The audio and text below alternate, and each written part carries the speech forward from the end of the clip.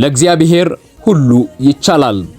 ሁለንተናዊ እድገትና የጽድቅ ተጽዕኖ በሚል ርዕስ በኮልፌ ቃለ ሕይወት ቤተክርስቲያን ትምህርታዊ ኮንፈረንስ በህዳር ወር እየተካሄደ መሆኑን ስንቶቻችሁ ሰምታችኋል? አዎ፣ በጽድቅ ተጽዕኖ ዓለምን እንውረስ የኮልፌ ቃለ ሕይወት ቤተክርስቲያን ከእግዚአብሔር በተቀበለችው ራዕይ መሰረት ከኢትዮጵያ ወንጌላውያን ነጋዴዎች ኔትወርክ ጋር በመተባበር የተዘጋጀ የእግዚአብሔር ልጆች በጽድቅ ተጽዕኖ በምድሪቱ ላይ ልቀው እንዲገኙ ያለመ ሀገር አቀፍ ትምህርታዊ ኮንፈረንስ በጾምና ጸሎት፣ በትምህርታዊ ስልጠና፣ በእግዚአብሔር ቃል አገልግሎት፣ በዝማሬና አምልኮ በህዳር ወር እየተካሄደ ይገኛል።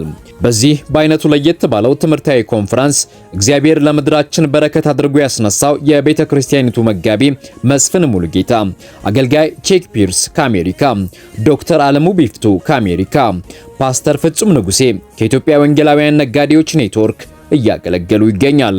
ህዳር 7 እና ህዳር 14 በነበሩ ፕሮግራሞች ብዙዎች ተገኝተው ተባርከዋል።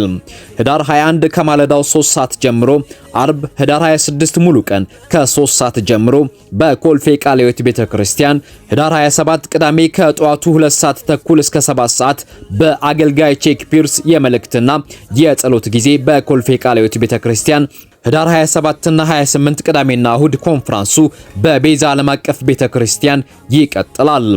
በዚህ ፕሮግራም ላይ ነጋዴዎች፣ የመንግስት ሰራተኞችና በተለያየ ሙያ ላይ የተሰማራችሁ ተጋብዛችኋል።